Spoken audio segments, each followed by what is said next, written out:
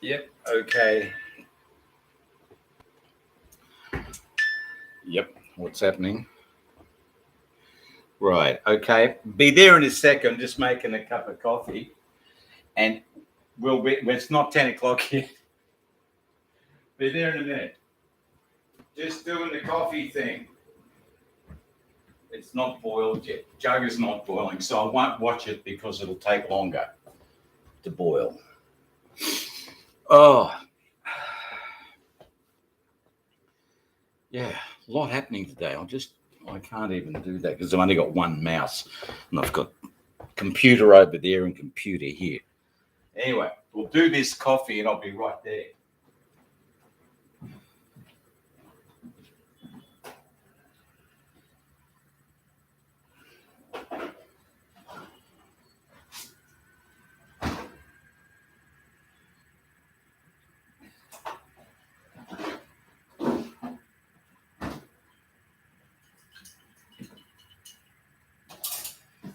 Oh, there we go. Oh, settle down in front of the thing here. Yeah, it's a bit grainy, isn't it? Never mind, everything's blown out. But never to mind. So it's coming up, and we're just going to wait.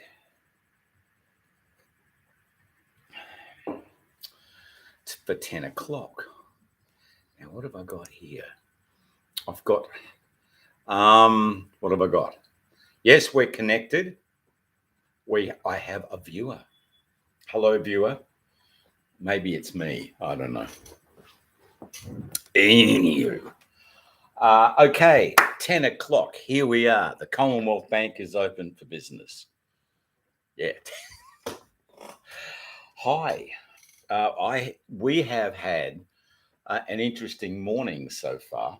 The council's come around to dig the drain out the front, and I took pictures because it clogged up. See, our house is probably different from a lot of houses. We have two drains that go out to the front drain, which is being dug.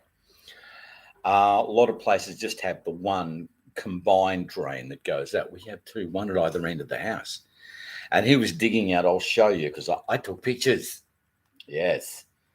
And I will have a look at them now. There's okay. Now I'll hold this up. I hope you can see. Oh, it's going to be like that. There we go. There's the drain right there. So you've got the road, the drain, and then the green of the grass. You can see the drain that's been dug. Yeah. So that was good, and that was excellent. Enjoyed that. There's the drain pipe from the house to the drain that he clogged up. Those legs you see are the legs of Mrs. Mac with a shovel. She went straight out. He's not doing that. And so she's unclogged the drain. The bloke did come back in his truck.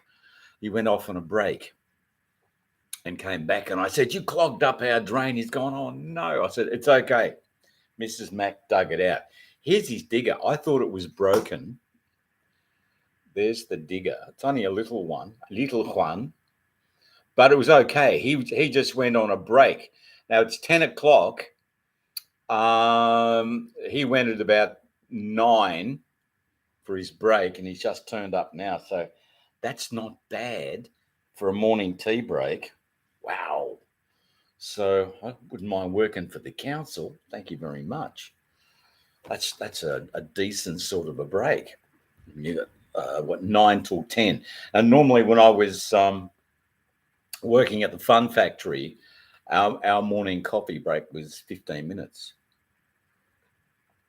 And that's all you took because they were rousing you like at 12 minutes. You were sort of walking back to getting back up on the gantry and getting ready to sort the crap again.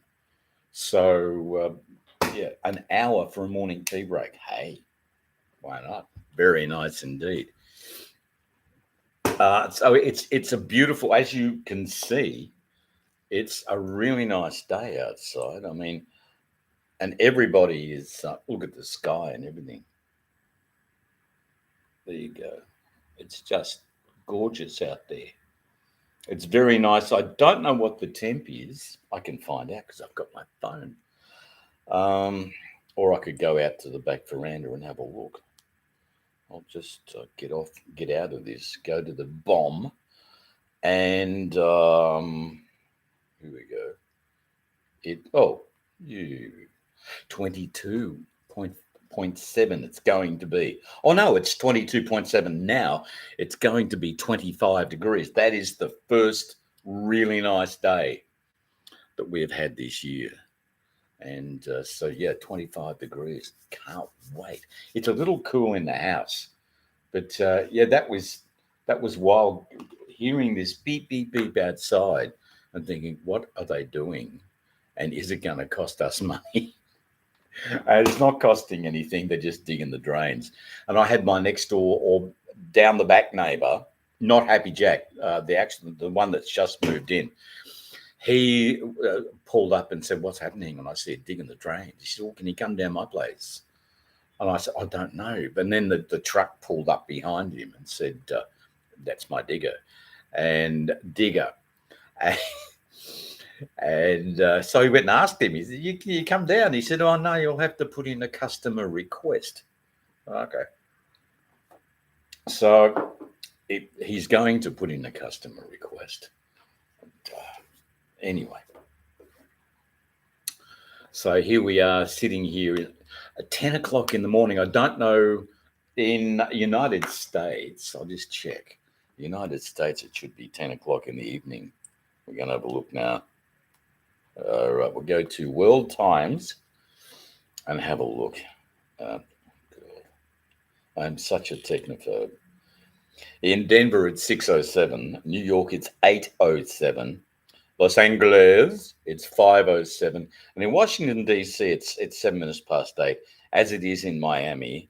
Honolulu, it's 2:07 in the afternoon. Very nice. Minneapolis is 7 o'clock. London, it's 1:08 a.m. So Imo in Wales, it's probably she's just going to bed.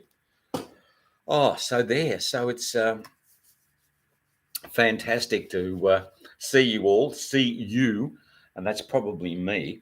Although Brian has just clicked on. Brian, hello. Did you hear about, I was talking about they were digging our drain. Did you see the pictures? He's not answering. He's probably on the phone. But Brian is there from South Australia. Brian is the font of all knowledge. Brian is a computer expert. And what he doesn't know, you did. Oh, good. Trev is on too. Hey, Trev, good to see you. Fantastic. Yeah, I hope you saw the pictures too, did you? But yeah, Brian is the font of all knowledge. If you've got a computer, he can. I remember the first time I saw Brian down in Melbourne when he was living with Robert, his brother, down there. And he was working on his computer on his bed. And it was just all computers sitting there. And he had a keyboard and the computer was lying on the in bits. And it worked. It was just amazing. Now, you've only just logged in. Okay, Trev, I'll tell you what's been happening. I'll just show you the thing because Brian's already seen but I hang on, I've got to find. Oh, here we go. Yeah, all right. Yeah, there's the first one. Now I'll get it right. They've been digging a drain outside our place, and you can see just there. That's the spoon drain they've dug, which actually is terrific for me so I can get in with the ride-on lawnmower. They clogged up this drain.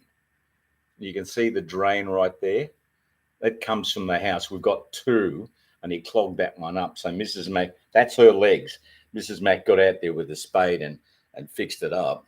And there's the digger that the council was using. I thought it was broken, but the guy took an hour for morning tea. Very nice. I bet you, Trev, you don't get an hour for morning tea when you're driving your clients around.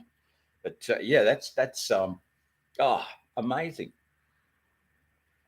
Anyway, he's doing the next door neighbour's drain as well in the same vein. So it's a spoon drain, but that's terrific. I can get the ride-on lawnmower in there now and do a really good job because it was only this wide before, and I used to have to try and straddle the drain with the lawnmower, and it was not straight. The drain went like that, and you're doing this. It's tough. So now we can do it easy, which is great. And who else? There's three people. There's somebody else. Anyway, not to worry. Oh yeah, you could be. Did you now, Mrs. Mack's skin cancer scare? Okay, now it's on her arm here, and she came in.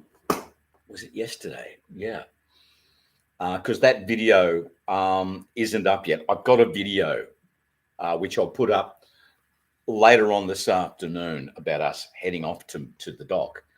But yeah, so what happened? She came in, and it was on this arm, actually, on her right arm, and she was looking at it. And I said, I don't like the look of that, because I remember a friend of mine, when I was working at the Fun Factory, had this mark very similar on his face here, and he'd been scratching at it. And I said, you need to see the doctor about that. He said, I've seen the doctor about it. It's not skin cancer. It's just a bite or something. And he's very itchy, you know. I said, you shouldn't be scratching at it. Get to look, you need to see, go to the outpatients. And so he did, because it was really worrying him. So he went to the outpatients. The doctor took one look at it and said, that's skin cancer, booked him in. Anyway, he's down to Peter McCallum, and they've taken part of his jaw out, all of the internals around his ear. He can't hear, he's deaf in this ear now, just because of that thing. So I panicked, as you can imagine, and said, we're going to see Dr. Lim. Okay, end of story, on the phone, booked her in for, actually it was really cool because normally when you want to go see a doctor, it's, oh, look, you'll have to wait for a week or maybe even two. That's why they send a lot of people go to outpatients or the emergency room if you're from another country. But anyway, Dr. Lim, they said, yeah, 3:30. I said, okay, in the car, we're gone. And down there, and she actually, we got there almost at 3:30. I said, get out of the car. I'll go park. You go in. So anyway, she goes in. I'm trying to park the car. I end up parking at Aldi. And I'm walking around back to the doctor's surgery, and I've sort of gone the other way. And she's seen the doc. He's told her it's not skin cancer. It's an infection. It probably picked up from like a spider bite or something like that. Anyway, she's back to the car in Aldi. She found it. And I'm standing outside the doctor's. The phone rings. Look, I'm at the car. Where are you? I said, I'm at the doctor's. She said, we're meeting at the chemist in Murphy Street in the main drag. So off we go to the chemist. And the ointment she got is for eye infections, but it's an off-label thing that'll fix up skin infections. So anyway, she's got that, and all is okay. But yeah, it was when I first saw it, it was not good at all. But there you go. So that was that. Also, the lawnmower belt. Trev, you'll be interested in this too. I always thought there was the one belt that did everything, you know, the one that hooks onto the motor and makes the blades go round. I thought that was the motivational belt, because with my old one, my old second-hand lawnmower we got, when that broke, everything stopped. And I've gone, oh, well, you know, that means that it works the whole thing. Wrong I was. I don't know. I think that's something to do with the tensioner, that when you lose tension, there's a kill switch of some description that stops the thing moving. It's a safety feature. Anyway, I find that there is another belt that runs that where the the blade belt hooks on. Above there, there's another pulley that comes down. That's right there, like they're about this far apart. And that one, there's a belt that runs right along under the driver to the differential. And there's another pulley there. And there's a set of tensioners right underneath the driver. It's the seat on the underside. And that's a bigger belt again. And that one seems to last quite a while. But it seems to be, when you're putting it on the differential end of the lawnmower, it gets to be a bit physical because you've got to do it by feel. You can't actually see what you're doing. So there's a video about that. Not me. Steve's Small Engine Saloon, I think the name of it is. And he knows about belts. So we're getting... Trev... I'm learning a lot about ride-on lawnmowers. Trev used to ride lawnmowers for a living down in Wangaratta. And so there you go. Now, yeah, we've got to keep the grass down, because actually when Mrs. Mac was digging out that drain, I'm standing there like a lump, and she, this drain.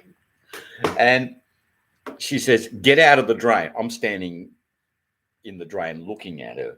She said, get out. I'm, oh, okay, why? It's a snake.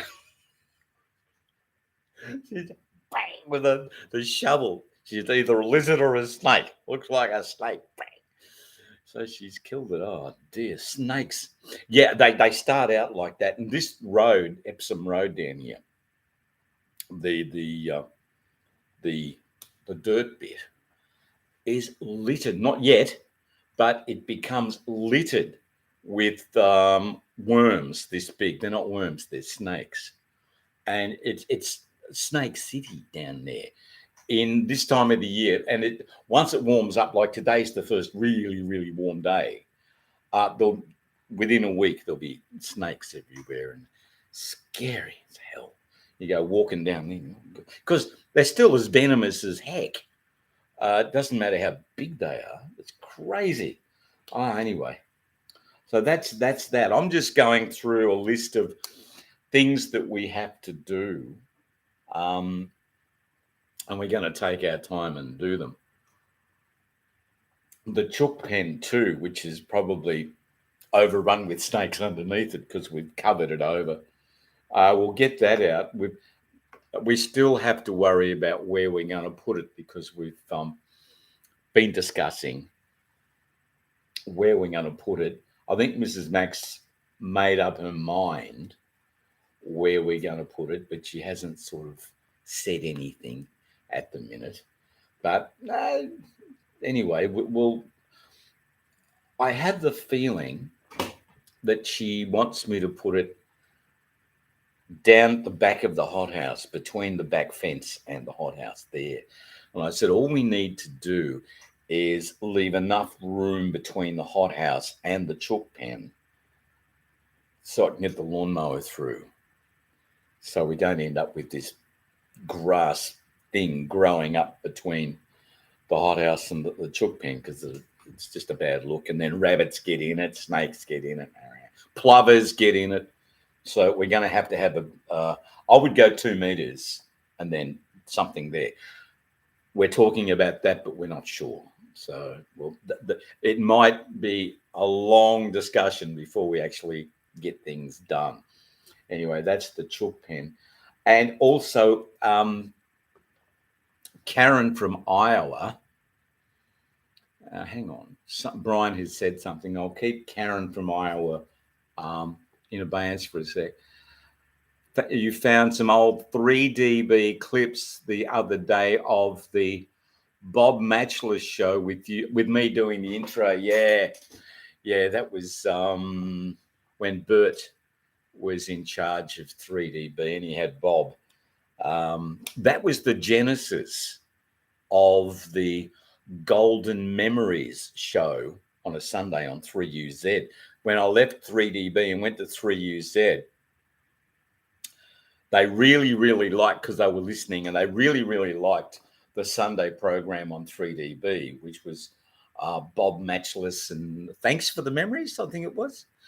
And anyway, it ran for 3 or 4 hours on a Sunday afternoon, and it played hits of the Blitz and all that, 78s and stuff. And then when I went to 3UZ, they were very, very open to putting that on a Sunday too. So they called it Golden Memories, and it ran from midday to 6. It was quite a long program, but that was Golden Memories, and it rated. It was great. It was really funny, because the biggest thing on 3UZ was the races, of course, and they rated like grand final. I was talking to John Vertingen about that, and he said, yeah, it's over 100,000, 150,000 per every 15 minutes. The cumes were huge for that. And I got a bit of that because I got the racing people and the oldies and whatever. And I was rating it about 10% at once, 9%.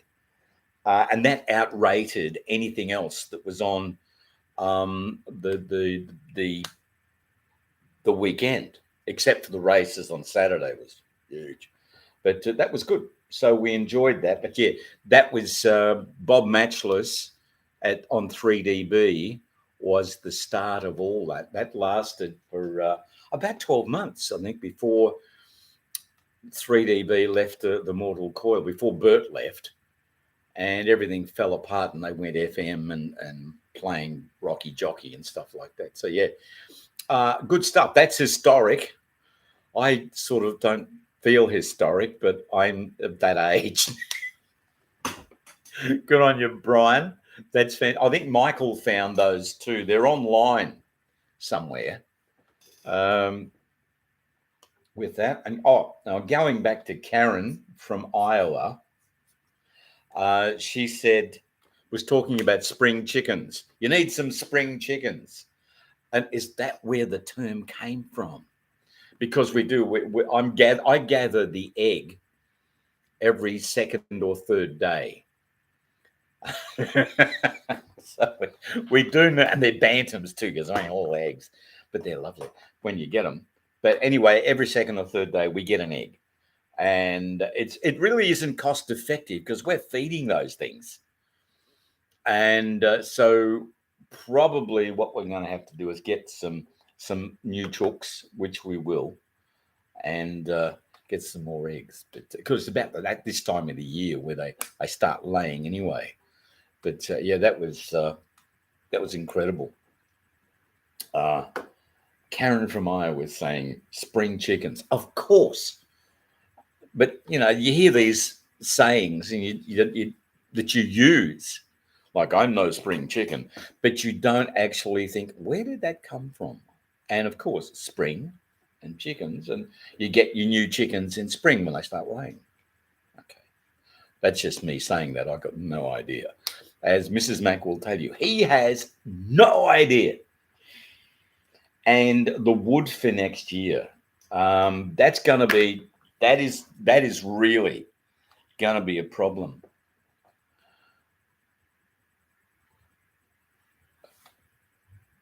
Yeah, you get the chook axe out, Brian. Yeah, chop. Yeah, well, I did. I threatened them with the chook axe. It just dropped me. Stay there. I'm just going to go down and get this. This is my list of stuff to talk about. Yeah, well, I could get the chook axe out, but they're only tiny birds. They'd be like eating quail. They're not the biggest birds. Once you get all the feathers off, they're this big, and I couldn't do that to them anyway. They're old. They're about, oh God, they'd have to be 6 or 7 years old, because chooks last about 5 or 6 years, and these ones but we've been losing the odd one every so often, and pretty soon they'll all be gone. I think we've got about 8 left, and they're all pretty old, including Son of Lucky, the rooster. The girls love him. He's just a lovely old thing now, and they take care of him. But yeah, so we do have to.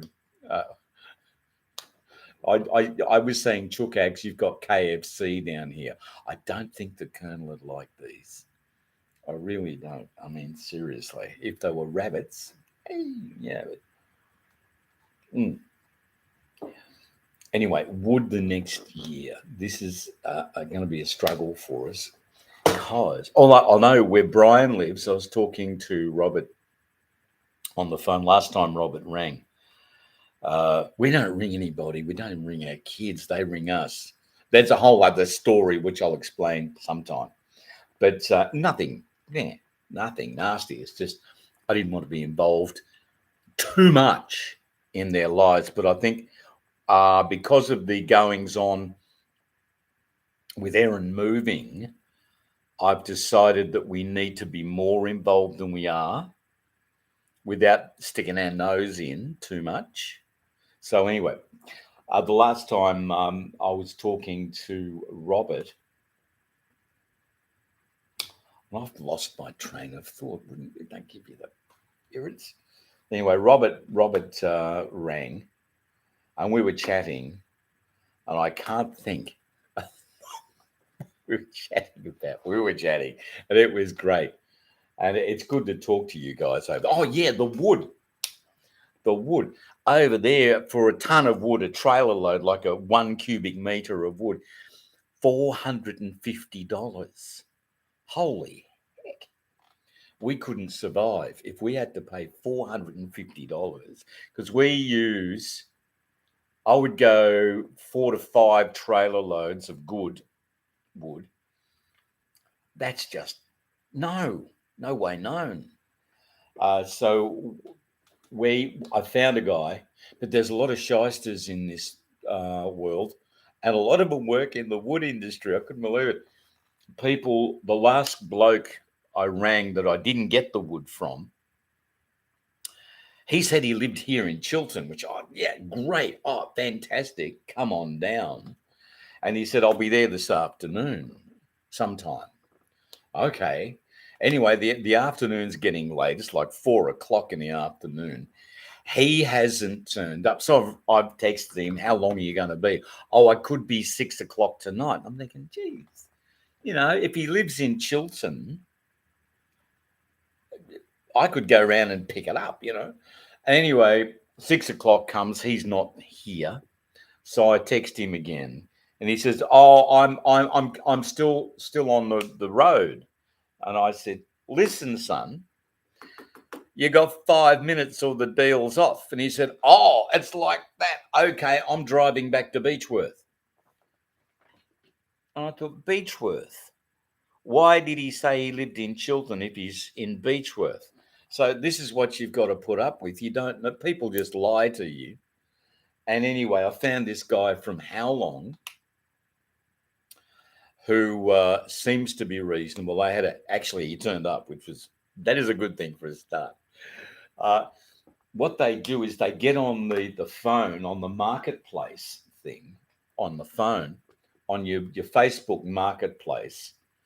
And what they do is they throw it up. Once they've got your name and everything and you're looking, they'll throw, I've got a load of wood for $150. Bang. And they wait for someone to bite. And if someone bites, then they go out and cut the wood. They don't have it as such. Oh, really? And it's just, crazy. So anyway, if you find someone who's relatively honest, like I think this guy is, him and his brother, and it's good wood too, good red gum. So we might have to get our loads from him, but we'll have to get in early. But it's going to cost us an arm and a leg. But having said that, the gas is going to be even worse. If we put the gas on, that's going to go through the roof. And electricity we've already got. And you can see behind me that split system there. That's a heater as well. So if we really run into problems, we can turn that on. But it's getting a bit rough. But anyway, that's the wood situation, and that's about all I've got. So that's the goss so far. And I'm just have a suck on my coffee. Is there anything you blokes want to contribute, like Trev, or how are you going, Trev? I mean, are you working today or what? He's probably got so bored with all my stuff, he's not even listening to me. Anyway, it's terrific to have you here and to see you guys. And I've got, this is what I'm struggling with. I mean, these are first world problems, what I'm suffering with. I'll show you. Yes, I'm leaving the. Oh, actually, there's another one. I'll just go and get it, and I'll be back. I don't know about that one. Oh, this is annoying because well, it's not annoying. It's just getting out of hand because Mrs. Mac, hang on, Trev said something. The cashless society will stuff everything up as it will to me. Yes, I did my client pickup this morning. Oh, well done.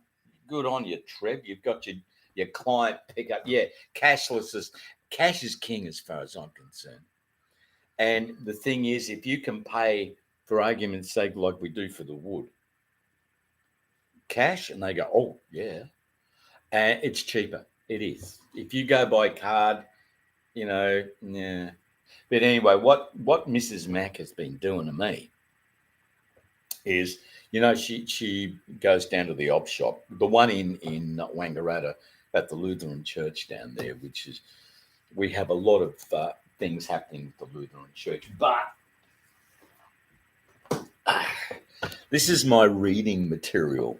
I am reading these too in a rotation, and I started out with Robert Ludlum and the Jason option. I've gotten that far in it. That's one. Then Mrs. Mac has read this one. I got it years ago to read and never got to it. It's Peter Wright's Spycatcher. That is a great book. It tells how they used to pickpocket the Russians. Anyone who went into the Russian embassy and came back out again got pickpocketed. So they actually employed, that's Peter Wright there. Is that Peter Wright? Looks like Philby. Roger Hollis. Roger here, that fella, he started ASIO. He was the bloke that organised ASIO here in this country, the Australian Security and Intelligence Organisation, whatever it is. But that's that one. That's Spycatcher. Then this one, I worked with this man, Ian Jones, when I was at 3NE in Wangaratta. He wrote a book, and it's Ned Kelly, The Definitive. Okay, that's Ian Jones. That's a nice book. And then my son, Michael, brought me this one, Mein Kampf. That's Adolf Hitler. And it's interesting. I found really interesting. Before you get to anything that Adolf said or wrote, you've got this much of the book, which is, I'll tell you how many pages. It's, it doesn't say. Bugger, of course. It says 3. That's wrong. It's about 50 or 60 pages anyway, of folks telling you what kind of a bastard Adolf was. I think we don't need that. That's a waste of paper. I mean, seriously. But anyway, that was banned in Germany, and then they unbanned it, and it just sold out. It became a #1 bestseller. So anyway, I'm going to read the words of Adolf. Okay. And so if it all goes to crap, at least I've got some books. And this one, there is another one too. Um, this is the best American short stories uh, by John Updike and Katrina Kenson. There it is. That's that one. So these are all short stories. I got that one. And finally, a series created by Tom Clancy. And there it is, NetForce Dark Web. So I've got all those books to read. So I'm going to be busy. I'll be like I don't know, one-legged man in an ass-kicking contest. Now, I have the Audible. Oh yeah. Do you really? The Audible of Spycatcher. Yeah, yeah. That was a magic book, and they because Peter Wright left MI6.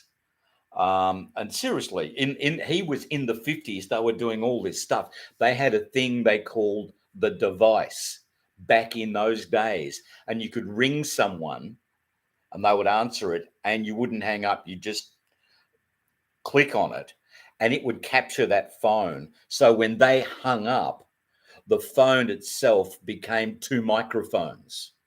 So it wouldn't matter that you'd hung the phone up. You would be able to hear everything that happened in that room. So they just plug a tape recorder into it.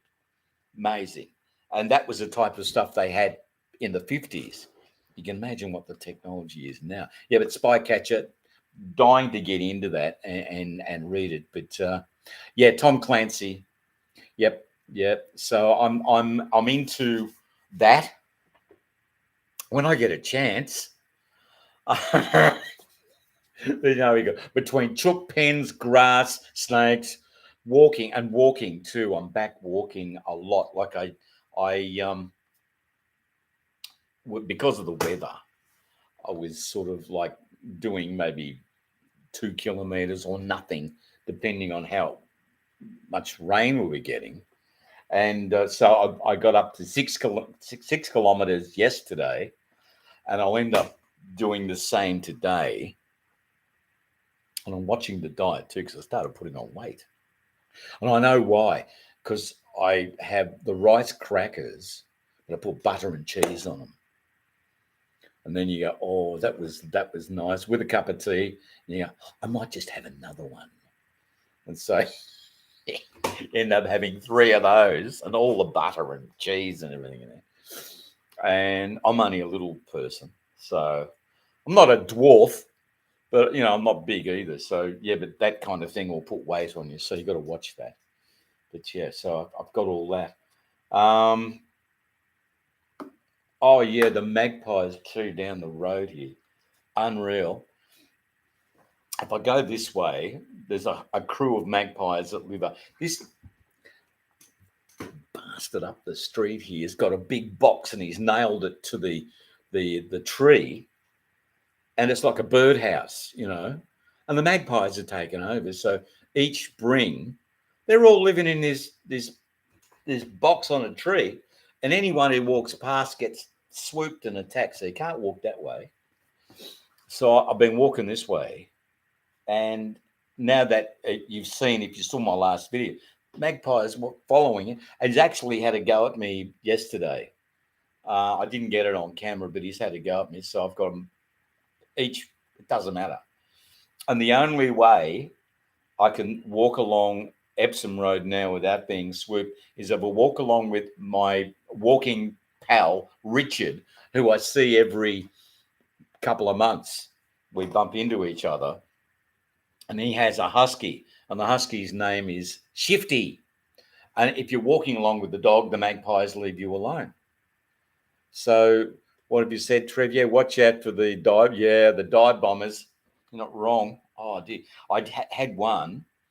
I was walking along with, actually, got all my hats on the couch here. This hat on, and the magpie came down and actually grabbed it. 2 feet, grabbed it as if it was grabbing a fish out of the water.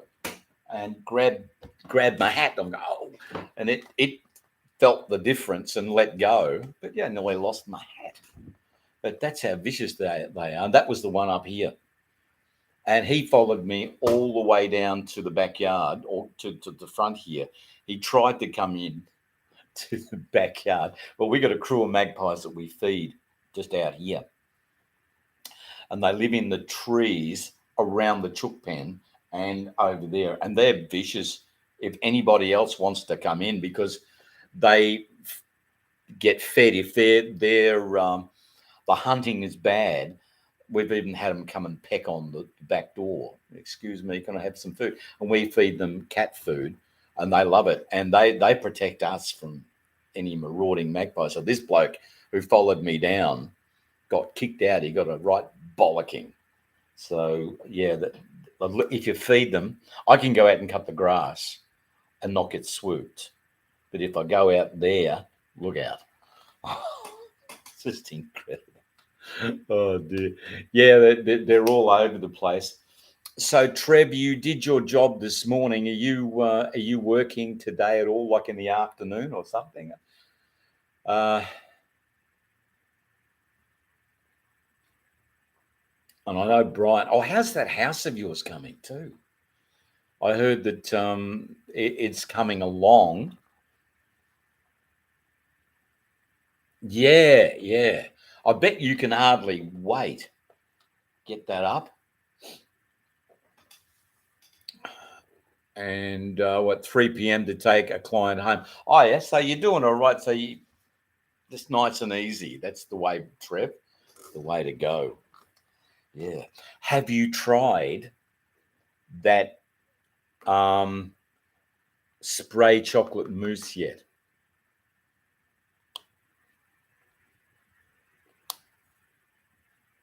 Right. So that you're putting the slab down at the end of the month. Okay, that's good. So that with that. Oh, you have. Oh, good. You've tried that stuff because that's just gorgeous. Mrs. Mac was getting or wanted to get tiramisu last year for Christmas when everyone turns up here. I hope you guys are coming over this year. That'd be terrific. She's been trying to get it, and it's always sold out. Tiramisu. And that's very similar to that spray mousse. Only it's not spray mousse. It comes in a plastic tub. But it's just absolutely gorgeous. But you want to have it once a year because it is so tempting to have that stuff every damn day because it's just so nice. And that's gonna add to the belly. That's the last thing you love tiramisu, yeah, whatever you call. So do I. But it's full of sugar, full of chocolate, full of all that bad stuff, and it just tastes so darn good. And that's very annoying. Oh my God. So I don't know what I've run out of all my stuff to talk about now. I really have. So look, I tell you what, we've been going for 45 minutes or so. I might call it over if that's okay with you guys. It's lovely to catch up.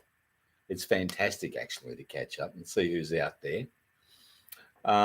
You'll have to try the Donut King Twisties. Oh, we do have coffee at Donut King sometimes up at Wodonga Plaza. So I might have a look, but we'll wait and see. But that'll be probably in a week's time. We'll be going up there, but we'll try that.